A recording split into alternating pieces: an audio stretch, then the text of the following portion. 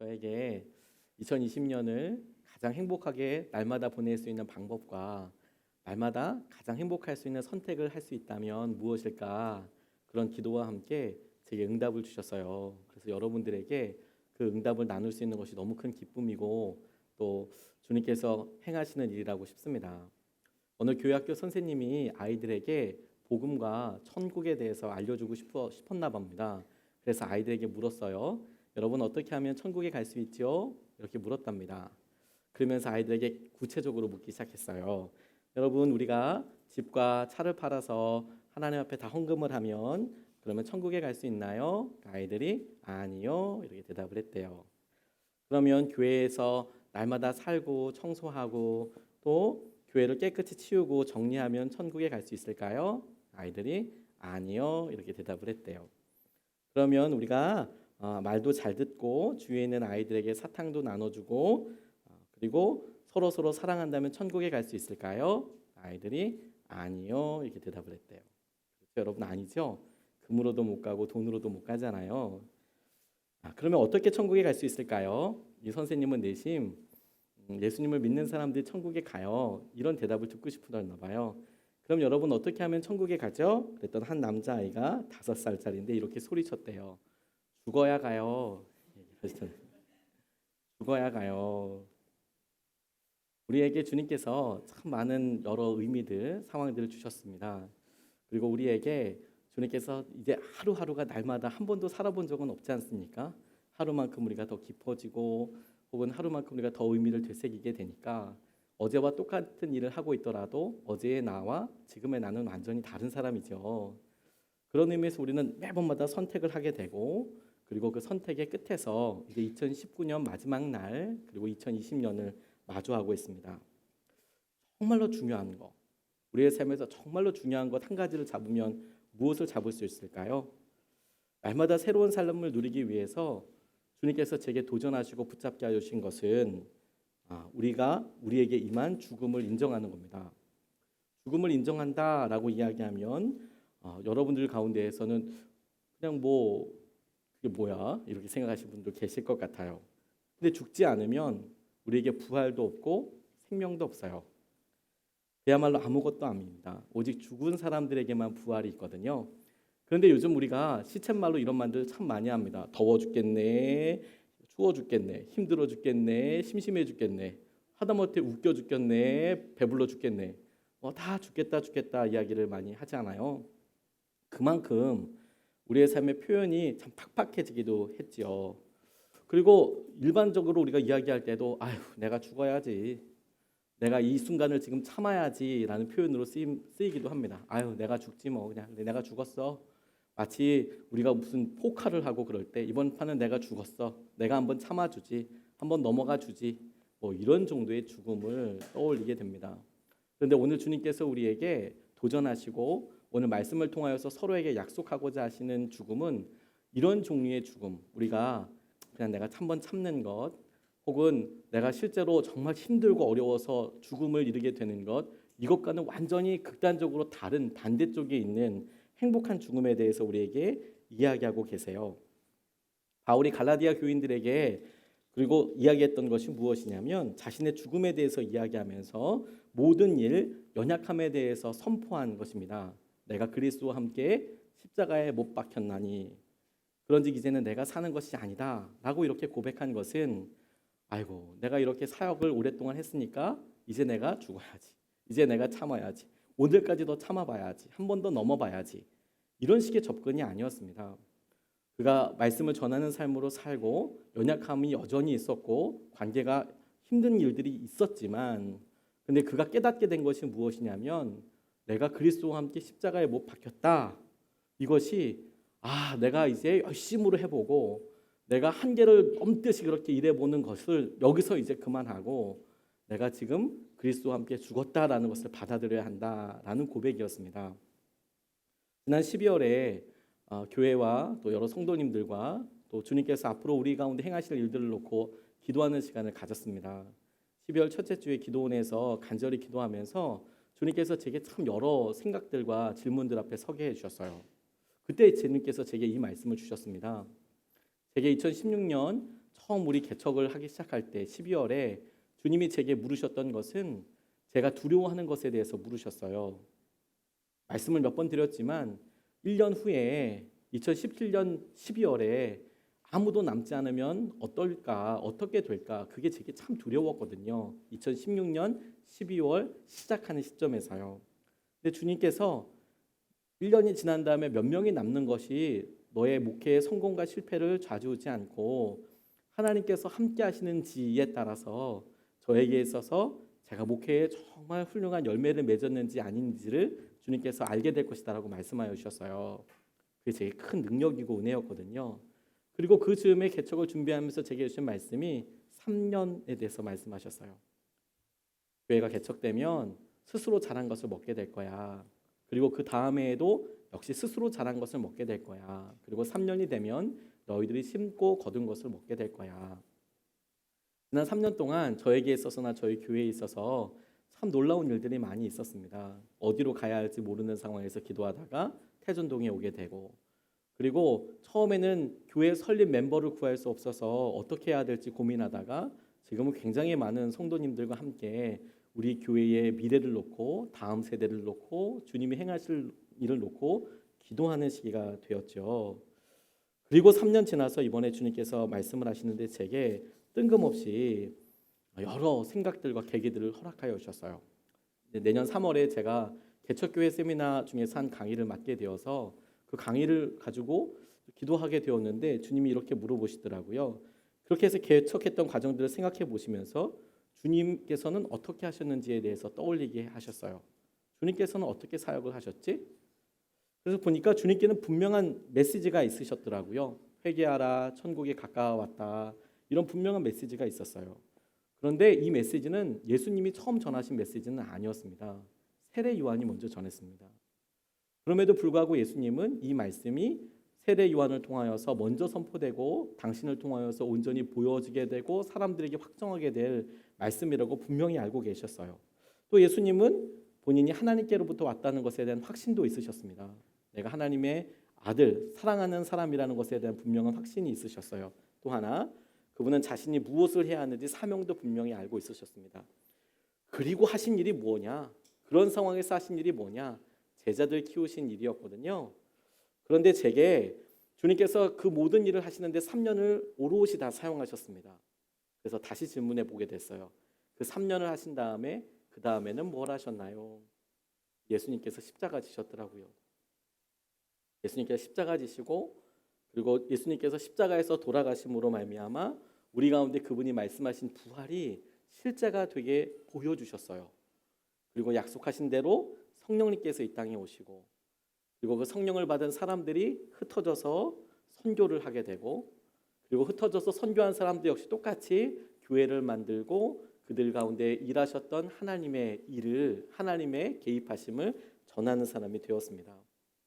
되게 이 3년 이후에 예수님께서 십자가에서 돌아가셨다라는 것이 얼마나 커다란 감동으로 다가왔는지 몰라요.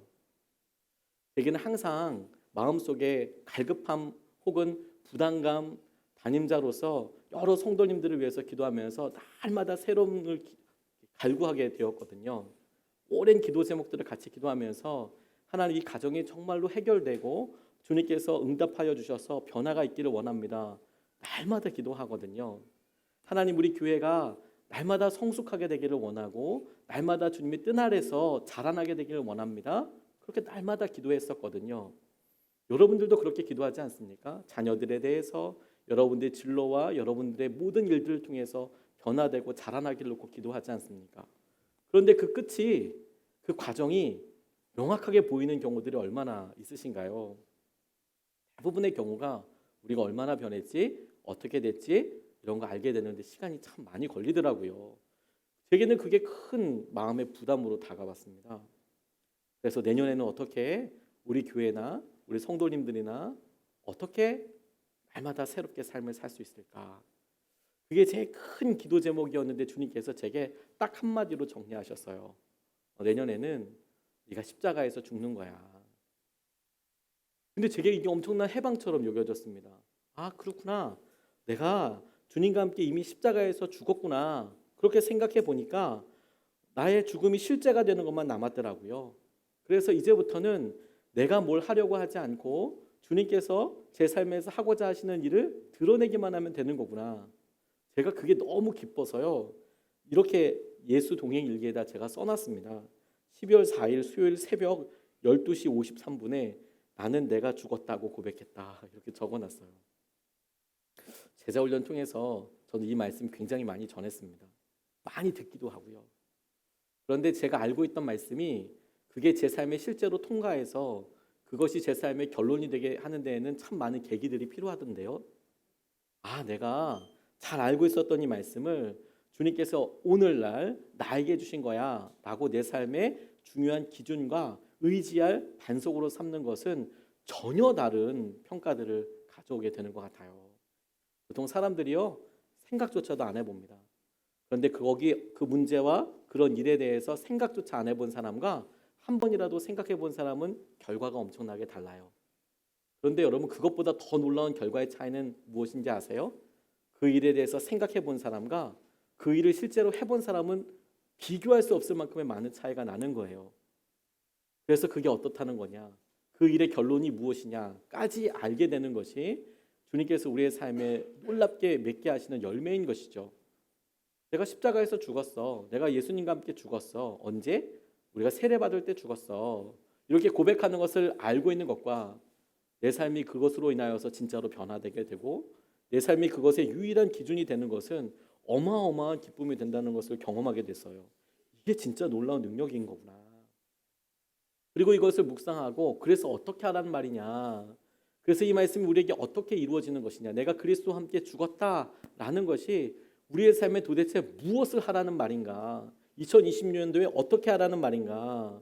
이것에 대해서 우리가 질문하고 붙잡아야 되지 않겠습니까? 주님께서 우리 안에 살고 계시는 삶을 사는 거예요. 주님께서 우리 안에서 살고 계시는 것.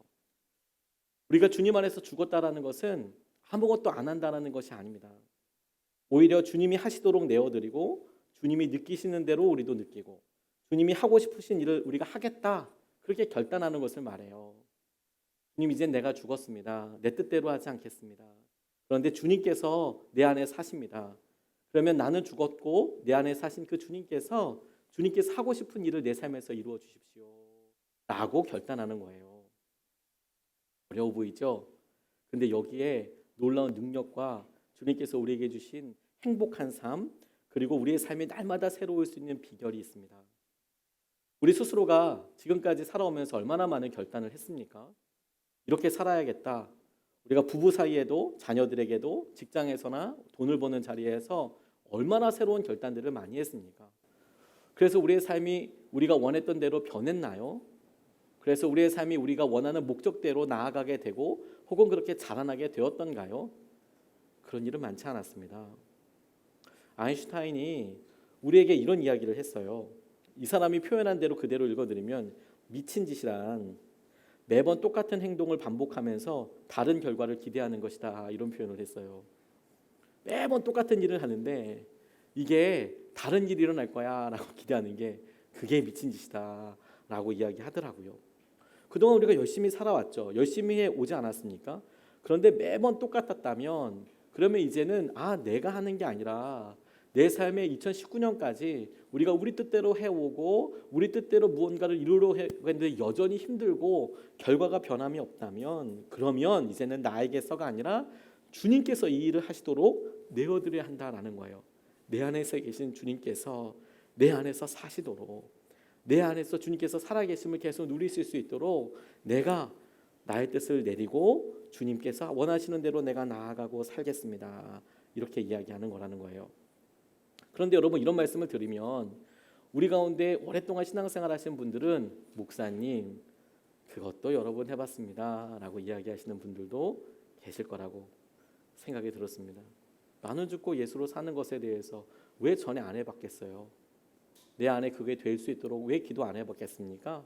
왜 갈망하지 않았겠습니까? 그런데 이제는 더 이상 그것에 대해서 내 마음이 기대가 되지 않아요. 이렇게 이야기하실 수도 있겠더라고요. 그런데 여러분 사람들이 우리가 같이 기도하면서 기대하지 않는다고 하는데 그건 사실 말이 안 돼요. 왜 말이 안 되는지 아세요? 내가 이제는 기대했고 변화하기를 원했지만 안 변하게 되니까 오히려 상처가 되더라, 이렇게 이야기하시는 분들도 간혹 있으신데, 그런데 기도하면서 기도하지 않는다는 거, 혹은 기대하면서 기도하지 않는다는 거, 이거 둘 다가 다 모순이에요. 왜요? 주님께서 해결하여 주시기를 기도하면서, 그런데 기대하지 않는다면 기도를 안 하는 것과 똑같잖아요. 내가 주님께 기도를 해요. 그런데 그 기도하는 대로 주님께서 내게 이끄시는 것을 내가 잘 모르겠대요. 나 기대하지 않는데요. 이루어 주시든지 말든지 한번 기도나 해보죠. 뭐 주님 뜻대로 이루어지기를 원한다라고 이렇게 이야기하지만 진짜 믿음에서 오는 온전한 의탁과 신뢰가 아니라 하시려면 하시고 마시려면 마시고, 이런 식의 기도가 우리가 주님 앞에 믿음으로 대하지 않는 대표적인 경우가 되는 거예요. 어떻게 하시나 보려고 하는 것이죠. 어떻게 하나 보려고. 예전에 교제하던 어떤 부부께서 이런 간증을 신방 가시는데 해주셨습니다. 부부가 오랫동안 신앙생활을 하는데 아내분이 굉장히 열심으로 이렇게 믿음 생활을 하셨고요. 그리고 남편분은 아내분이 하라는 대로 끌려서 이렇게 교회를 계속 다니셨어요. 그런데 아이러니한 것은 이 남편분은 모태신앙이었습니다. 이 아내분은 중간에 이 남편 때문에 예수님을 믿게 된 경우였어요. 그러니까 지금 아내분이 뜨겁게 믿음 생활을 하시는데 정작 믿음 생활을 오래 하신 분은 남편이었습니다. 남편은 부모님들도 믿음 생활을 하시고 모태 신앙인데 아내가 하자 하니까 그냥 막 이렇게 끌려다니는 그런 분이셨어요. 신방을 갔는데 이분은, 남자분은 굉장히 어렸을 때부터 신방도 많이 들으셨으니까 문화에 굉장히 익숙하잖아요. 그러니까 저한테 어려워하지도 않고 그런 이야기를 툭툭 하세요. 모태 신앙이고 뭐 이런 얘기도 이렇게 하시더라고요. 전 되게 즐거웠습니다. 그런데 이런 간증들을 나누시더라고요. 이 아내분에게 어느 날 기도하는데 주님께서 첫 열매에 대해서 이렇게 말씀하시더래요. 첫 열매를 좀 드렸으면 좋겠다. 사실 대단한 믿음이죠. 그런데 이걸 남편한테 얘기했더니 남편이 엄청 싫어하더라는 거예요. 그걸 말로나 들었지 자신이 하게 될 거라고 생각하지 못했대요. 그래서 이 남자 집사님이 막 화를 내시더니 방으로 들어가셨답니다. 말도 하지 말라고, 그런 게 어딨냐고. 그리고 들어가셨답니다. 그리고 이 남자 집사님이 난생 처음으로 교회 일로 입을 뒤집어 쓰고 생각해 보셨다고 하더라고요. 그게 처음이었대요. 교회 일로 난생 처음 입을 뒤집어 쓰고 이제 끙끙 생각을 하신 거예요. 그리고 결국에는 나와서 놀랍게도 아내 집사님에게 그러자라고 대답을 하셨다는 거예요. 아내 집사님이 너무 놀라셨대요. 그럴 남자가 아닌데 그러자라고 이야기하니까 마음 바뀌기 전에 얼른 해봐야지, 이런 생각이 드셨답니다. 한편 남자 집사님 입장에서는 정말 황당하기까지 했답니다. 뭐 남자분도 일부러 그러려고 안 한 것은 아니고요. 당장 본인이 생각하는 대책, 본인이 생각하는 계획, 이게 있는데 이게 참 그런 뚜렷한 대책이 없이 그렇게 아내가 이야기하니까 그게 마음에 어려웠던 거겠죠. 그래서 여자 집사님이 남편 집사님 이렇게 보니까 이 첫 열매를 드리는데 남편 집사님의 눈에 눈물이 고여 있다는 거예요. 그리고 벌벌 떠시더래요. 이분으로서는 정말 커다란 믿음의 용기였죠. 그리고 평소 때는 이 남자 집사님이 예배 시간 때 그렇게 좋으셨답니다. 주무시고 졸고, 그래서 뭐 같이 예배가 시작하자마자 찬송 끝나고 앉자마자 바로 딥슬립 모드가 이렇게 확 들어가는 거죠. 그리고 또 마지막 우리 찬송할 땐 또 기가 막히게 또 깨서 아무렇지 않게 또 일어나 찬양하고 이렇게 하셨는데, 그 헌금 드린 날은 정말 졸지도 않고 어떤 축복을 주시려나 똑똑히 들으시려고 그렇게 그냥 목사님 설교를 들으셨대요. 무슨 말씀을 내게 주시나. 그게 진짜 축복의 말씀. 그러니까 어떤 기대를 하셨냐면 자기가 이렇게 처음으로 헌금을 첫 열매를 주 앞에 드렸는데 목사님께서 말씀이라도 헌금과 이렇게 하는 게 드리면 축복을 받게 될 것이다 라든지, 주님 앞에 헌신하는 사람들에게 주님께서 뭐 풍성한 열매를 주신다 라든지, 뭐 주님께서 마음을 다 아신다 라든지, 뭐 이런 말씀을 막 기다리고 있었던 거예요. 막 무슨 말씀을 도대체 하시나. 그런데 세상에 하나님께 그렇게 반응하고 했지만 본인은 하나님이 엄청난 복을 약속해 주실 것이라고 생각한 것과는 전혀 다르게 그날 목사님은 나는 죽고 예수로 사는 말씀에 대해서 이야기하시더라는 거예요. 우리가 주님 앞에서 죽어야 합니다. 그리고 예수님과 함께 살아야 합니다. 그런데 이분이 대뜸 그 얘기를 통해서 뭐라 말씀하셨냐면 속았다는 느낌이 들었다는 거예요. 속았다. 내가 주님 앞에 드렸는데 주님께서 뭔가 엄청난 말씀을 해주셔야 되는데 나는 죽고 예수로 살라고 이야기하니까 속았구나. 이번 판이 아니었어. 이런 생각을 이제 하셨나 봐요. 어떡하지 하는 마음도 들고요. 그래서 되게 섭섭한 마음으로 일단 돌아가셨답니다. 근데 이분이 그렇게 간증을 하셨던 이유가 뭐냐면 바로 그달에 하나님께서 전에 전혀 계획이 없던 재정과 연봉 재업상을 통해서 생각지도 못했던 일들을 필요 이상으로 채워주시더라는 것이죠. 그 얘기를 그렇게 나누시더라고요. 우리가 주님 뜻대로 주님께서 내게 무엇을 원하시지, 내게 지금 있는 형편과 내게 있는 상황에서 사람들마다 다 다르죠.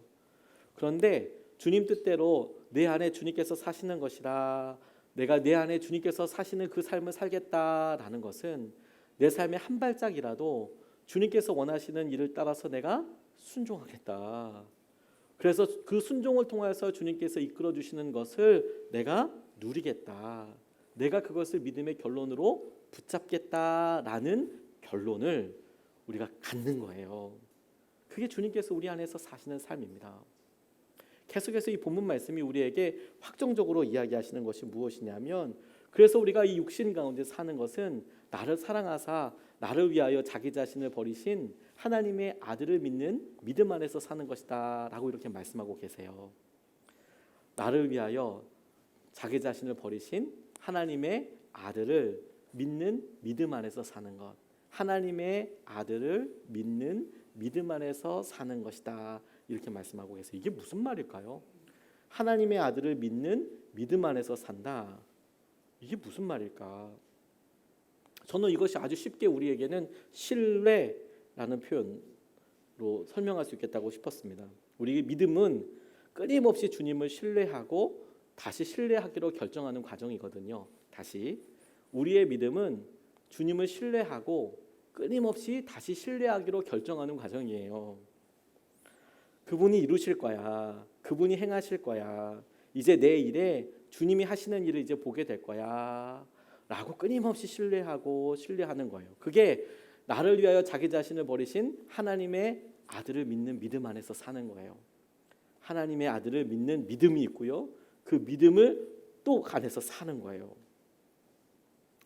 내가 죽었습니다라고 고백하는 사람들이 있습니다.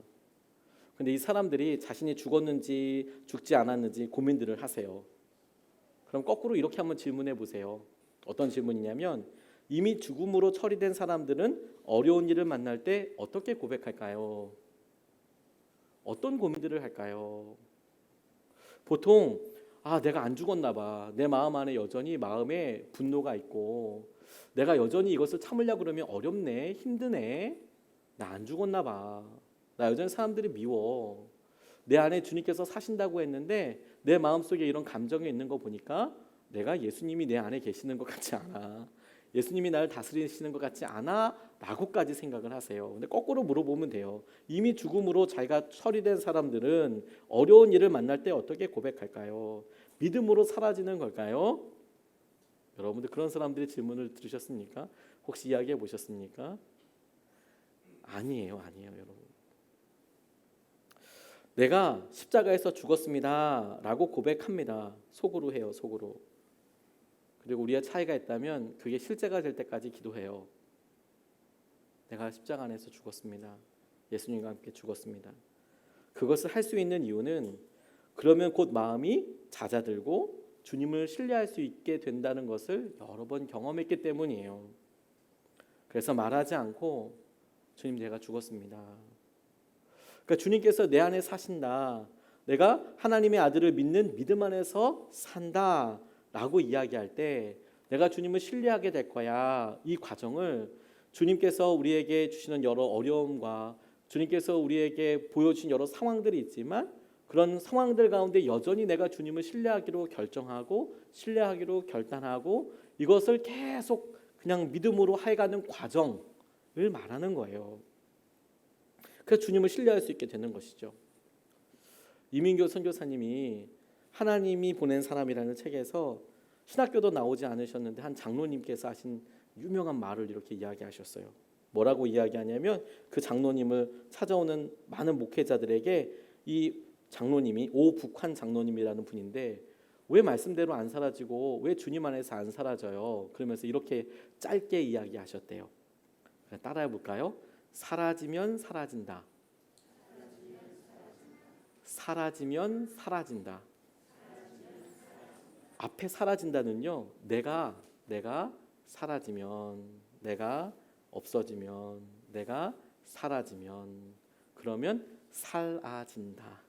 그럼 내가 주님의 뜻대로 사라지게 된다는 거예요.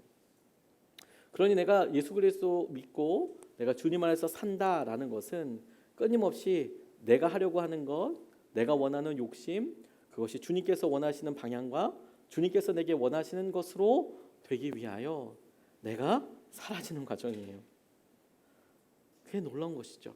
그게 우리에게 주신 주님의 놀라운 능력과 은혜이고 기쁨이라는 생각이 들었어요. 여기에 여러분 우리가 항상 주님께서 우리에게 하실 때 실패의 감각이 우리에게 반대의 힘으로 작동하게 됩니다. 잘 안 되던데, 잘 안 되던데. 김미경이라는 유명한 강사분이 이런 이야기를 나누셨어요. 본인이 관계 때문에 너무 어려워서 한 존경하는 선생님을 찾아갔답니다. 그리고 믿는 사람들한테 실망해서 너무 힘들다고, 왜 이렇게 믿는데 이 사람들 배신하는지 모르겠다고 그렇게 이야기를 했대요. 존경하는 선생님한테. 근데 그 선생님이 이 김미경이라는 분한테 이렇게 대답해 주셨대요. 사람을 믿는다는 건 말이야 100을 믿는 게 아니야. 그 사람의 잘못을 포함해서 130을 믿어주는 거야. 혹은 150을 믿어주는 거야.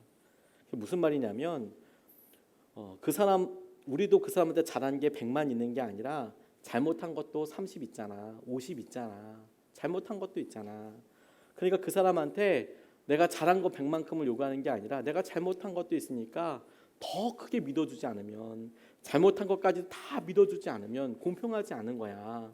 우리도 그 사람한테 그렇게 하지 못하잖아. 그러니까 어떤 사람을 믿는다는 것은 그 사람의 연약함, 그 사람이 혹은 배신하거나 힘들어 보이는 여러 일들을 포함해서 100을 믿는 게 아니라 연약함까지 포함한 130, 150을 믿는 거야. 이렇게 대답을 하더래요. 그게 자기에게 큰 도움이 됐답니다. 뭐냐면 그렇구나. 내가 이 사람을 믿는데 연약함까지도 믿어주는 게 내게 필요한 게 거겠구나. 근데 이게 우리 믿음의 사람에게 똑같이 필요한 결론이라는 생각이 들었어요. 왜 그러냐면요. 주님께서 우리에게 많은 것들을 허락하여 주시고 응답하여 주시죠. 근데 우리가 생각할 때 우리에게 응답이 안 된다라고 생각되는 영역들도 있지 않습니까? 근데 저는 이것이 잘못한 것이라고 우리가 감히 이야기할 수는 없죠. 근데 거꾸로 생각해 봤어요. 하나님께서 우리를 믿어주시는데 우리는 하나님께 말 안 듣는 것은 또 얼마나 많습니까? 그런데 주님께서는 우리를 믿어주신다, 우리를 신뢰한다라고 이야기할 때 우리가 주님 앞에 100이면 한 번 순종할까요?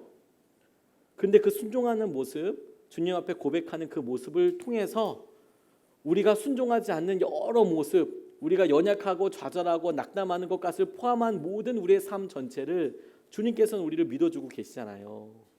그렇다면 우리에게 주님께서 요구하시는 믿음, 우리가 마땅히 그렇게 해야 될 것은 주님께서 우리에게 응답해 주시는 영역과 우리가 기도해도 여전히 기다려야 될 영역까지도 믿는 것을 믿음이라고 이야기한다는 거예요.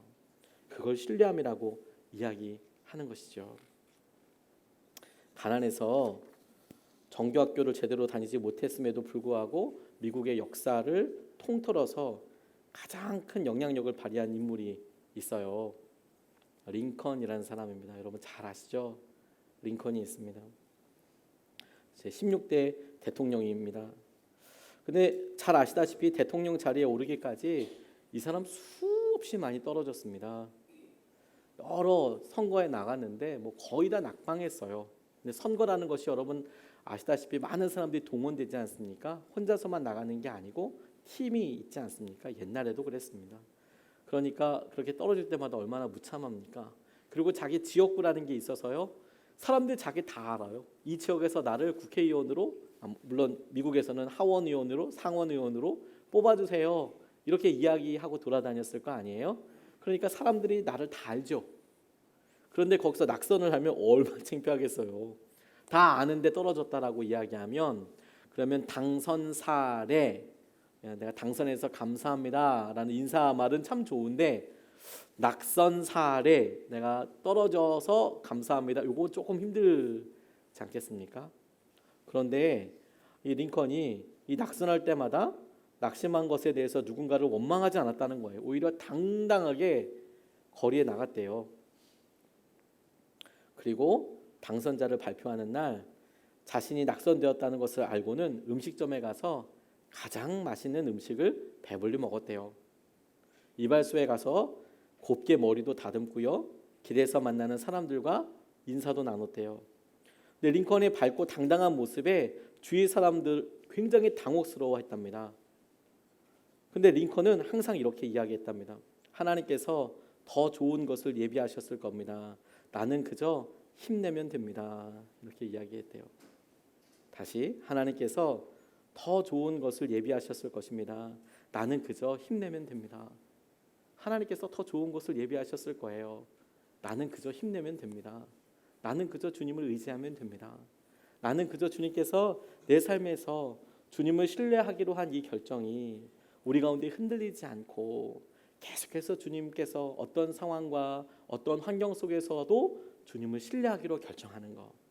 그것이 때로는 내가 연약하기 때문에 내가 과거의 어떤 습관 때문에 무너질 수도 있고 내가 하지 말아야 했던 말을 한 것으로 인하여서 상처가 되기도 하고 힘들기도 하고 낙담이 될 수도 있겠죠. 그런데 여러분 그런 여러 상황들을 떠나서 주님께서는 내게 가장 좋은 것을 예비하셨을 테니까 힘듦에도 불구하고 그저 힘을 내면 되는 거예요. 그게 주님께서 우리에게 하나님의 아들을 믿는 믿음 안에서 하나님의 아들 곧 예수 그리스도를 신뢰하는 그 믿음으로 우리가 살고 우리에게 놀라운 능력과 은혜를 경험하게 하여 주시는 것이라고 믿습니다. 날마다 새로운 삶이 우리에게 주어질 거예요. 2020년 날마다 새로운 삶이 주어질 겁니다. 그리고 아마도 내일의 삶은 어제와 삶과 비슷할 가능성이 99%겠죠. 그런데 하루 차이에 우리의 생각의 한 번의 결단이 어제와는 완전히 다른 내일을 마련할 수 있어요. 특별히 오늘 어제와는 다른 오늘을 마련하게 내년을 마련하게 될 수 있을 겁니다. 이제 우리가 새해를 맞이하려고 해요.